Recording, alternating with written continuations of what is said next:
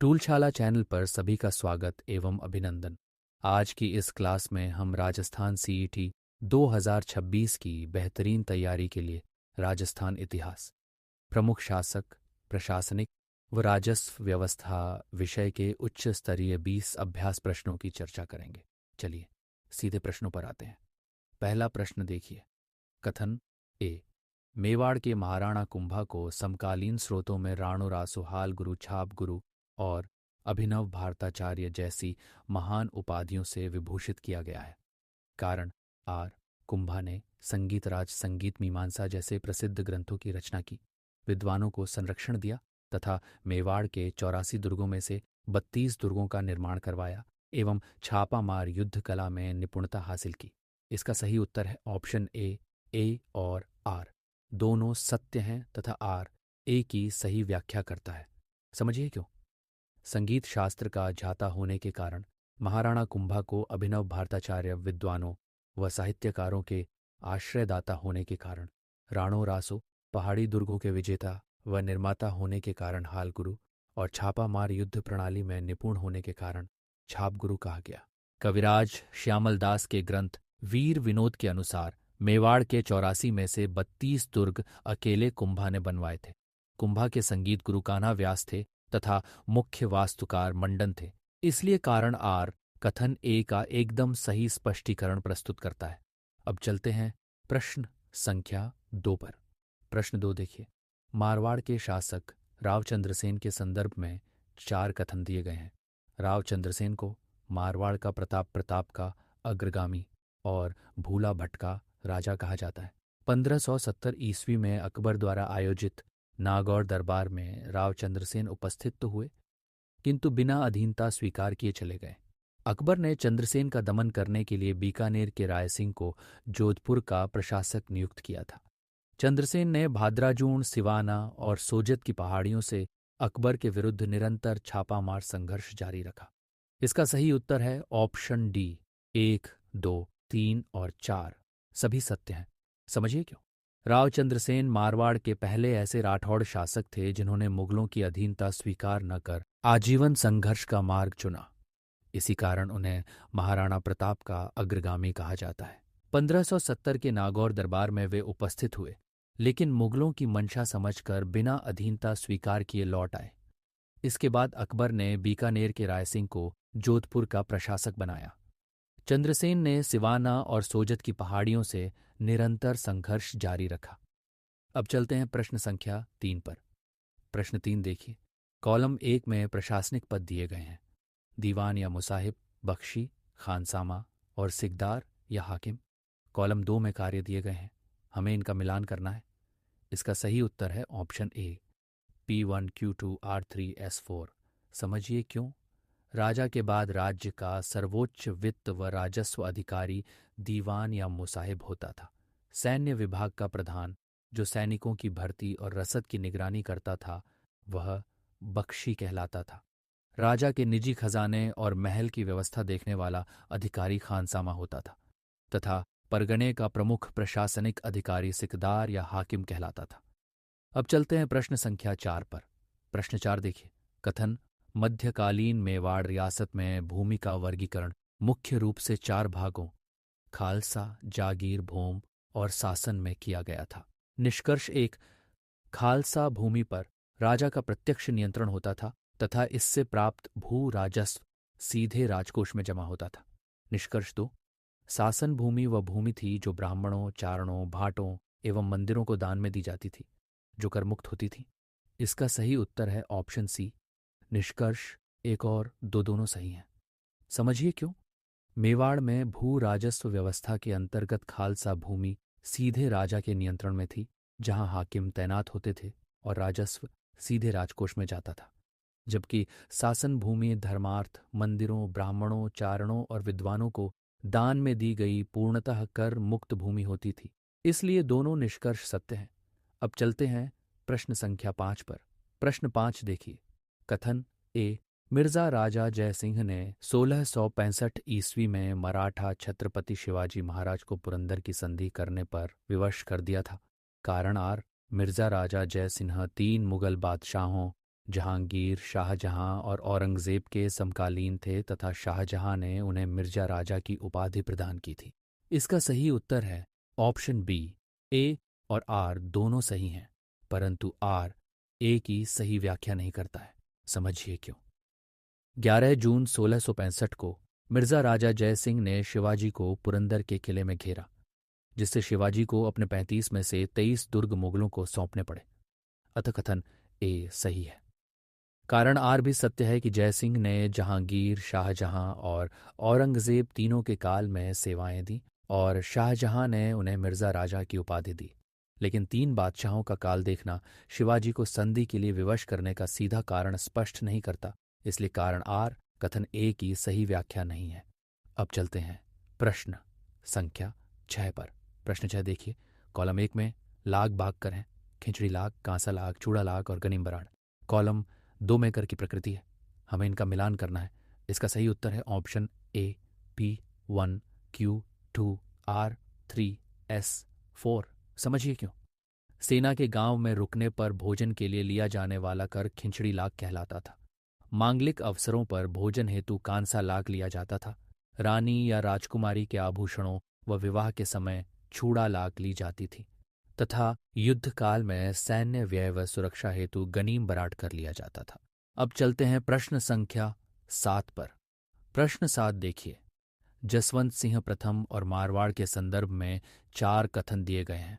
जसवंत सिंह प्रथम ने उत्तराधिकार युद्ध में धर्मत के युद्ध में दारा शिकोह का पक्ष लिया था। जसवंत सिंह की मृत्यु के बाद औरंगजेब ने मारवाड़ को खालसा घोषित कर दिया था। वीर दुर्गादास राठौड़ ने महाराणा राज सिंह के सहयोग से अजीत सिंह को औरंगजेब की कैद से सुरक्षित निकाला। औरंगजेब ने जसवंत सिंह की मृत्यु पर कहा था, आज कुफ्र का दरवाजा टूट गया। इसका सही उत्तर है ऑप्शन डी। 1, 2, 3 और 4 सभी सही हैं। समझिए क्यों। जसवंत सिंह धर्मत के युद्ध 1658 ई में दारा शिकोह की ओर से लड़े थे। 1678 में जमरूद में उनकी मृत्यु पर औरंगजेब ने आज कुफ्र का दरवाजा टूट गया कहा और मारवाड़ को सीधे नियंत्रण यानी खालसा घोषित कर दिया। इसके बाद वीर दुर्गादास राठौड़ ने महाराणा राज सिंह के सहयोग से अजीत सिंह को सुरक्षित निकाला। अतः चारों कथन पूर्णतः सत्य हैं। अब चलते हैं प्रश्न संख्या 8 पर। प्रश्न 8 देखिए। कथन बीकानेर के महाराजा राय सिंह को मुंशी देवी प्रसाद द्वारा राजपूताने का कर्ण कहा गया है। इन्होंने अकबर और जहांगीर दोनों के शासनकाल में सेवाएं दी। निष्कर्ष 1, अकबर ने राय सिंह की सेवाओं से प्रसन्न होकर उन्हें 5,000 का मनसब और जूनागढ़ का परगना अनुदान में दिया। निष्कर्ष 2, राय सिंह ने जूनागढ़ दुर्ग बनवाया तथा दुर्ग द्वार पर जयमल और पत्ता की गजारूढ़ पाषाण मूर्तियां स्थापित करवाईं। इसका सही उत्तर है ऑप्शन सी। निष्कर्ष 1 और 2 दोनों सही हैं। समझिए क्यों। राव कल्याणमल के पुत्र राय सिंह को मुंशी देवी प्रसाद ने राजपूताने का कर्ण कहा था। अकबर ने इन्हें 5,000 का मनसब प्रदान किया। राय सिंह ने अपने मंत्री करमचंद की देखरेख में जूनागढ़ दुर्ग बनवाया और उसके सूरज पोल द्वार पर 1567 के चित्तौड़ साके के वीर जयमल और पत्ता की गजारूढ़ मूर्तियां स्थापित करवाईं। इसीलिए दोनों निष्कर्ष बिल्कुल सही हैं। अब चलते हैं प्रश्न संख्या 9 पर। प्रश्न 9 देखिए। कथन ए, जुलाई 1734 में भीलवाड़ा के हुड़ा नामक स्थान पर राजपूत राजाओं ने मराठों के आक्रमणों व चौथ वसूली के विरुद्ध एक संयुक्त सम्मेलन का आयोजन किया था। कारण आर, हुड़ा सम्मेलन की अध्यक्षता मेवाड़ के महाराणा जगत सिंह द्वितीय ने की थी तथा यह सम्मेलन राजाओं के आपसी अविश्वास के कारण असफल रहा। इसका सही उत्तर है ऑप्शन बी। ए और आर दोनों सही हैं, परंतु आर ए की सही व्याख्या नहीं करता है। समझिए क्यों। 17 जुलाई 1734 को मराठों के विरुद्ध राजपूत राजाओं को एकजुट करने के लिए सवाई जयसिंह के प्रयासों से हुड़ा सम्मेलन बुलाया गया था। इसलिए कथन ए सत्य है। कारण आर भी सही है कि इसकी अध्यक्षता महाराणा जगत सिंह द्वितीय ने की थी और राजाओं के आपसी अविश्वास व गुटबाजी के कारण यह असफल रहा। लेकिन सम्मेलन का असफल होना इसके आयोजन का सीधा कारण स्पष्ट नहीं करता, इसलिए आर ए की सही व्याख्या नहीं करता है। अब चलते हैं प्रश्न संख्या 10 पर। प्रश्न 10 देखिए। महाराणा सांगा और खानवा के युद्ध के संदर्भ में 4 कथन दिए गए हैं। खानवा युद्ध से पूर्व सांगा ने पाती पैरवण यानी पत्र भेजकर निमंत्रण की प्राचीन परंपरा को पुनर्जीवित किया।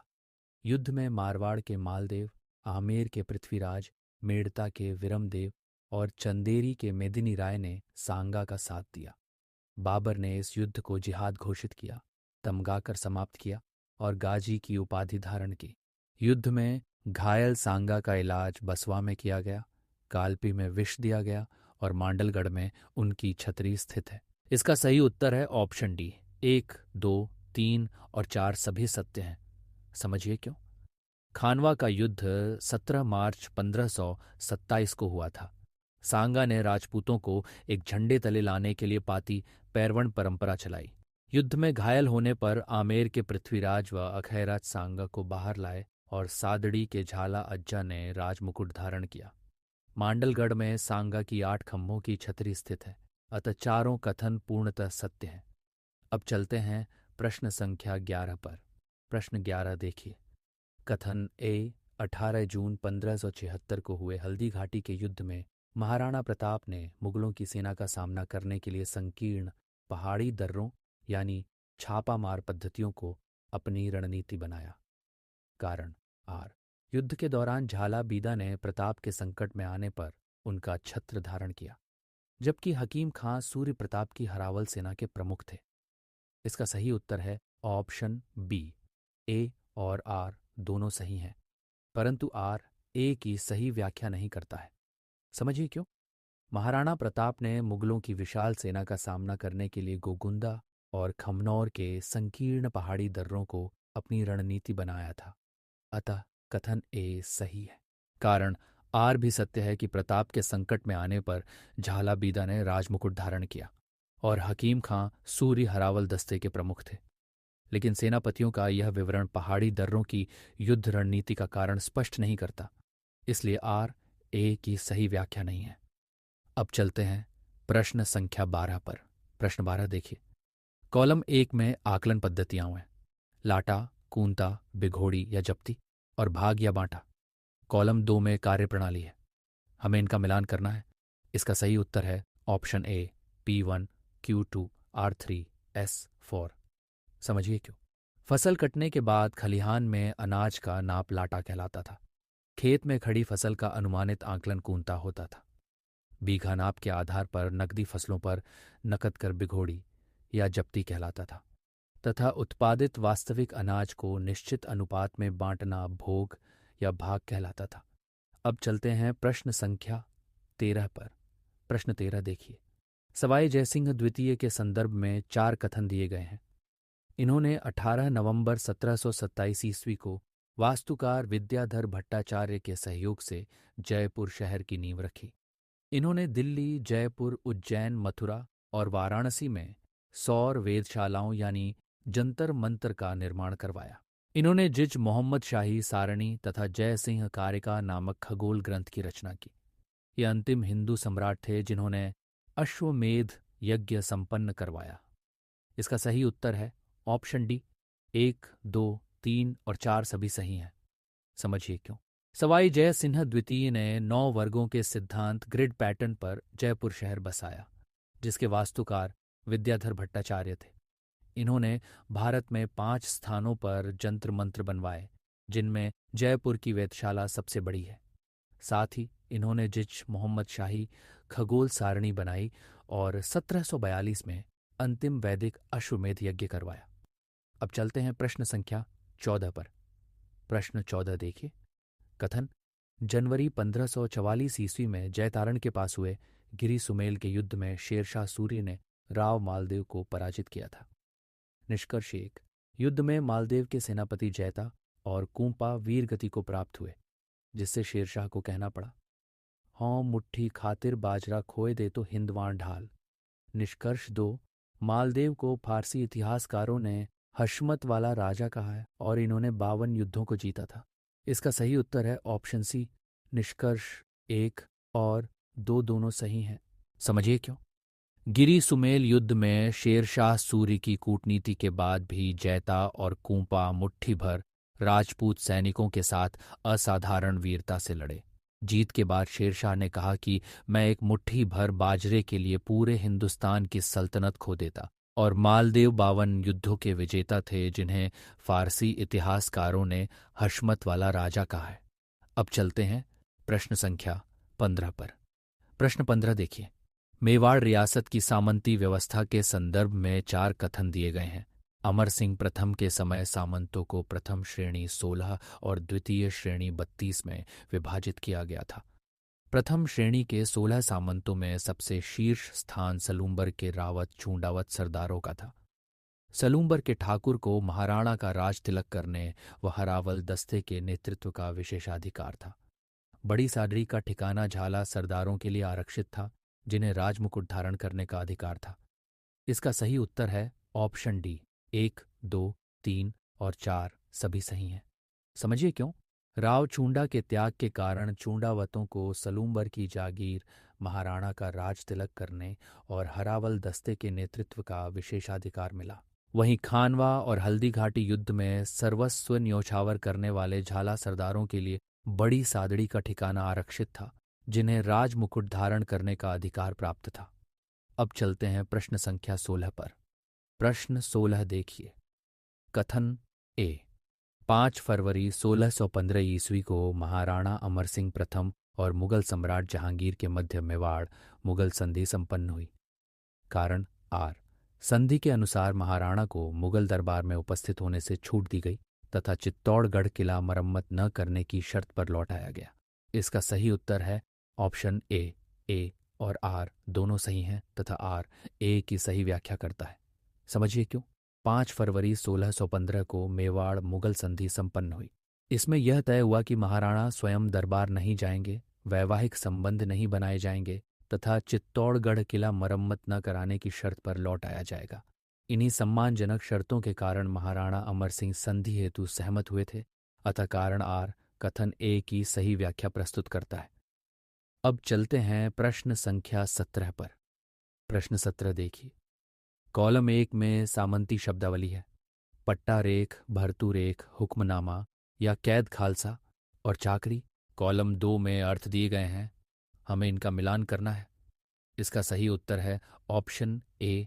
P1, Q2, R3, S4। समझिए क्यों। जागीर के पट्टे में दर्ज अनुमानित आय पट्टा रेख कहलाती थी। वास्तव में जमा कराया गया कर भरतू रेख कहलाता था। नए जागीरदार की गद्दी पर बैठने पर लिया जाने वाला उत्तराधिकार कर मेवाड़ में कैद खालसा और मारवाड़ में हुक्मनामा कहलाता था तथा निश्चित समय हेतु राजा की सेवा में सेना भेजना चाकरी कहलाता था। अब चलते हैं प्रश्न संख्या 18 पर। प्रश्न 18 देखिए। कथन 18वीं शताब्दी के उत्तरार्ध में कोटा रियासत के फौजदार जालिम सिंह झाला कोटा के वास्तविक प्रशासक बन गए थे। निष्कर्ष 1। जालिम सिंह झाला ने 1817 ईस्वी में अंग्रेजों के साथ कोटा की ओर से सहायक संधि की। निष्कर्ष 2। 1818 ईस्वी की पूरक संधि के तहत तय किया गया कि वास्तविक राज्य प्रशासन पूरक रूप से जालिम सिंह झाला और उनके वंशजों के हाथ में रहेगा। इसका सही उत्तर है ऑप्शन सी। निष्कर्ष 1 और 2 दोनों सही हैं। समझिए क्यों। जालिम सिंह झाला एक अत्यंत चतुर कूटनीतिज्ञ थे, जिन्होंने कोटा की ओर से 1817 में अंग्रेजों से संधि की। 1818 की पूरक धारा के तहत अंग्रेजों ने स्वीकार किया कि कोटा का वास्तविक शासन जालिम सिंह झाला और उनके वंशज ही संभालेंगे। इसी कारण बाद में 1838 में अंग्रेजों ने कोटा से अलग करके झालावाड़ रियासत का गठन किया था। अब चलते हैं प्रश्न संख्या 19 पर। प्रश्न 19 देखिए। कॉलम 1 में कर्मचारी हैं। पटवारी, कानूनगो, पोद्दार या खजांची और चौधरी या पटेल। कॉलम 2 में प्रशासनिक कार्य हैं, हमें इनका मिलान करना है। इसका सही उत्तर है option A. P1, Q2, R3, S4। समझिए क्यों। गांव के कृषकों के खेत व भू राजस्व का रिकॉर्ड तैयार करना पटवारियों का काम था। परगना स्तर पर पटवारियों के रिकॉर्ड का निरीक्षण कानूनगो करता था। परगने के खजाने का हिसाब पोद्दार रखता था तथा गांव का मुख्य वंशानुगत मध्यस्थ चौधरी या पटेल होता था। अब चलते हैं प्रश्न संख्या 20 पर। प्रश्न 20 देखिए। जयपुर के महाराजा सवाई प्रताप सिंह के संदर्भ में 4 कथन दिए गए हैं। इन्होंने 1799 ईस्वी में बिना किसी नींव के 5 मंजिला भव्य हवा महल बनवाया। इनके दरबार में 22 गुणीजनों की मंडली रहती थी, जिसे गंधर्व बाईसी या गुणीजन खाना कहा जाता था। इन्होंने तुंगा के युद्ध 1787 ईयन में मराठा सेनापति महादजी सिंधिया को पराजित किया था। इनके संगीत गुरु चांद खान थे तथा प्रताप सिंह स्वयं ब्रजनिधि उपनाम से कविताएं लिखते थे। इसका सही उत्तर है ऑप्शन डी। 1, 2, 3 और 4 सभी सही हैं। समझिए क्यों। सवाई प्रताप सिंह ने 1799 में 953 झरोखों युक्त प्रसिद्ध हवा महल बनवाया, जिसके वास्तुकार लालचंद उस्ता थे। इन्होंने तुंगा के युद्ध में मराठा सेनापति महादजी सिंधिया को पराजित किया था। इनके दरबार में 22 विद्वानों व संगीतकारों की मंडली गंधर्व बाईसी निवास करती थी और ये स्वयं ब्रजनिधि उपनाम से काव्य रचना करते थे। विद्यार्थियों, ये थे राजस्थान सीईटी 2026 के लिए राजस्थान इतिहास के प्रमुख शासक, प्रशासनिक व राजस्व व्यवस्था से जुड़े 20 अति महत्वपूर्ण प्रश्न। अपनी तैयारी को और मजबूत बनाने फ्री क्विज और मॉक टेस्ट सीरीज के लिए विजिट करें toolshala.in। धन्यवाद।